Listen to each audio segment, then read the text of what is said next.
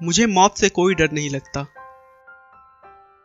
लेकिन मुझे मरने की भी कोई जल्दी नहीं है, क्योंकि मरने से पहले जिंदगी में बहुत कुछ करना बाकी है। ऐसा कहना है महान और अद्भुत वैज्ञानिक स्टीफन हॉकिंग का, जिसके शरीर का कोई भी अंग काम नहीं करता। वो चल नहीं सकते, वो बोल नहीं सकते, वो कुछ कर नहीं सकते, लेकिन फिर भी जीना चाहते हैं। स्टीफन का कहना है कि मृत्यु तो निश्चित है, लेकिन जन्म और मृत्यु के बीच कैसे जीना चाहते हैं वह हम पर निर्भर करता है। चाहे जिंदगी जितनी भी कठिन हो, आप हमेशा कुछ न कुछ कर सकते हैं और सफल हो सकते हैं। स्टीफन का जन्म 8 जनवरी 1942 में इंग्लैंड के ऑक्सफोर्ड शहर में हुआ था। जब स्टीफन हॉकिंग का जन्म हुआ, उस समय दूसरा विश्व युद्ध चल रहा था।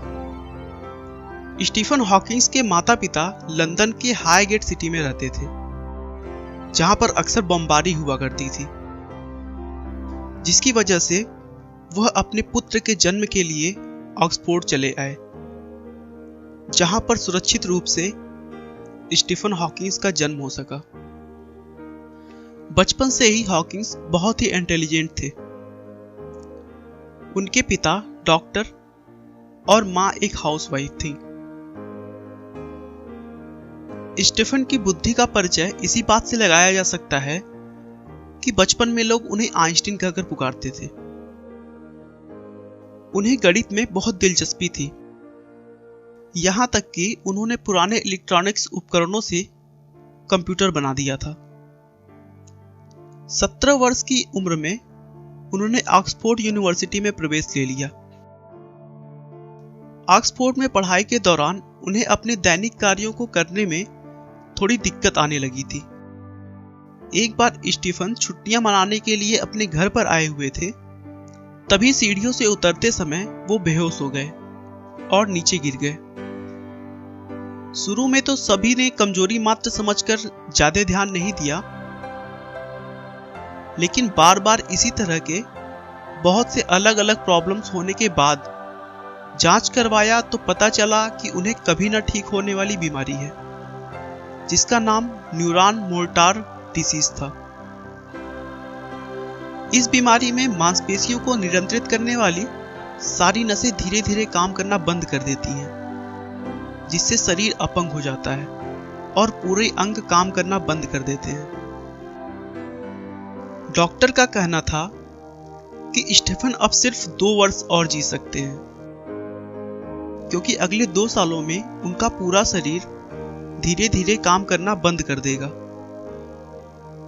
स्टीफन को भी इस बात से बड़ा सदमा लगा, लेकिन उन्होंने कहा कि मैं ऐसे नहीं मर सकता, मुझे जीवन में बहुत कुछ करना तो अभी बाकी है।